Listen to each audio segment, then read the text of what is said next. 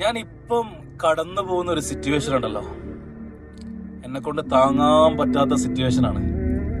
പക്ഷെ ഞാൻ ഒരുപാട് സന്തോഷവാനാണ്. കാരണം എന്താ അറിയോ, ഈ ഒരു അവസ്ഥ തന്നത് പടച്ചോനാണ്.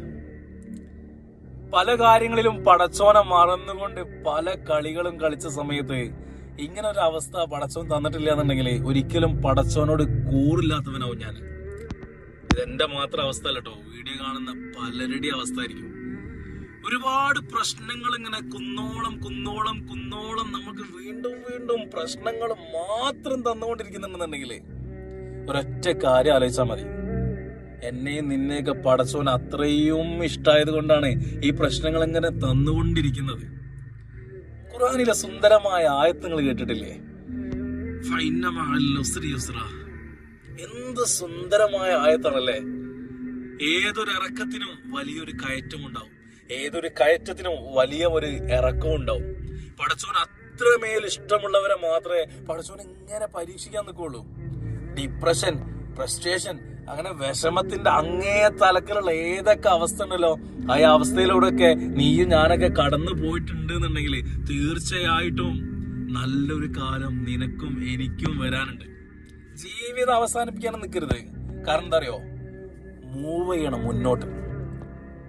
തള്ളിപ്പറഞ്ഞവരുടെ മുമ്പില് ചെറു പുഞ്ചിരിയോട് പകരം വീട്ടാനല്ല, അവരെ മുമ്പിൽ പോയിട്ട് നിൽക്കാനുള്ള താക്കത്തുണ്ടല്ലോ, അത് പടച്ചോൻ തരും.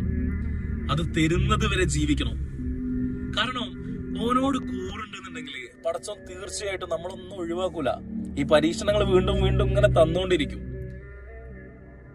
നിങ്ങളൊരു സത്യസന്ധത മുറുകെ പിടിച്ചിട്ടുണ്ടെന്നുണ്ടെങ്കിൽ അതിന് 1000 നഷ്ടങ്ങൾ വന്നു കഴിഞ്ഞാലും ആ സത്യസന്ധത മുറുകെ പിടിച്ചുകൊണ്ട് തന്നെ നിൽക്കണം.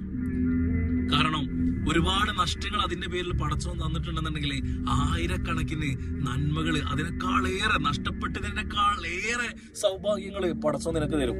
അല്ല, നീ ഒരു കള്ളം പറഞ്ഞ് എല്ലാവരുടെ മുമ്പിൽ പിടിച്ചു നിന്ന് നീ ഹാപ്പി ആയിട്ട് ജീവിതം അങ്ങനെ മുന്നോട്ട് കൊണ്ടുപോവാണെന്നുണ്ടെങ്കിൽ ഒരു ദിവസം നീ താഴെ വീഴും. താഴെ വീഴുന്ന സമയത്ത് നീ ഓർക്കും, അന്ന് ഞാൻ വളരെ സന്തോഷവാനായിരുന്നു, ഇന്ന് പടച്ചോൻ എന്നെ പരീക്ഷിക്കുന്നുണ്ട്, ഞാൻ അന്ന് അങ്ങനെ ചെയ്യാൻ പാടില്ലായിരുന്നു, അതിനാണ് ഞാനിപ്പോ അനുഭവിക്കുന്നത് എന്നുള്ളത്. കർമ്മ എന്നൊരു സംഭവം നിങ്ങൾ കേട്ടിട്ടില്ലേ? ഉമയ്യ, ക്രൂരനായ ഭരണാധികാരി. ഉമയ്യയുടെ അടിമയായിരുന്നു ബിലാൽ. റസൂലിന് ഏറ്റവും പുഞ്ചിരിയോടുകൂടി കറുത്ത ശരീരത്തിന്റെ വെളുത്ത മനസ്സുള്ള ഒരേ ഒരു ബിലാൽ. ആദ്യമായി ബാങ്ക് കൊടുക്കുമ്പോൾ ആ സ്വരം കറുത്ത വിടർന്ന ചുണ്ടുകളിലൂടെ വരുമ്പോൾ റസൂലുള്ളവരെ പുഞ്ചിരിച്ചിട്ടുണ്ട്. ആ ഉമയ്യ ചുട്ടുപൊള്ളുന്ന മരുഭൂമിയിലൂടെ ബിലാൽ റളിയല്ലാഹു അൻഹുവിനെ അങ്ങനെ വലിച്ചഴിച്ചിങ്ങനെ കൊണ്ടിരുന്നുണ്ട്. കണ്ട സ്വഹാബികളൊക്കെ പറയുന്നുണ്ട്, ബിലാല് വലിച്ചഴിച്ച് വന്ന വഴികളിലൊക്കെ രക്തത്തിന്റെ കറകൾ ഉണ്ടായിരുന്നു. ഭാരമേറിയ പാറക്കല്ലുകൾ മുകളിൽ വെച്ചപ്പോഴും ബിലാൽ റളിയല്ലാഹു അൻഹു അല്ലാഹു അഹദ് അല്ലാഹു അഹദ് അല്ലാഹു അഹദ് എന്ന് പറഞ്ഞ് ആ കലിമ മുറുകെ പിടിച്ചു നിന്നു. അവസാനം കർമ്മ എന്നൊരു സംഭവം നിങ്ങൾ മനസ്സിലാക്കിയോ? 1000കണക്കിന് പാറക്കല്ലിന്റെ നടുവിലായിരുന്നു ഉമയ്യയുടെ മരണം. അന്ന് ബിലാൽ റളിയല്ലാഹു അൻഹുവിന്റെ മുകളിൽ വെച്ച പാറക്കല്ലിനേക്കാൾ ഭാരമേറിയ പാറക്കല്ലിന്റെ നടുവിൽ ഉമയ്യ ആ യുദ്ധഭൂമിയിൽ മരിച്ചു വീണിട്ടുണ്ടെന്നുണ്ടെങ്കിൽ കർമ്മ എന്നൊരു സംഭവം നിങ്ങൾ ഓർത്താൽ മതി. അതുകൊണ്ട് തന്നെയാണ് പറയാനുള്ളത്, ഇപ്പൊ നിന്നെയും എന്നെയൊക്കെ പരീക്ഷിക്കും. ആ പരീക്ഷണങ്ങൾക്കൊടുവില് നല്ലൊരു സമയം വരാനുണ്ട്. ആ സമയത്തിന് വേണ്ടി കാത്തിരിക്കണം.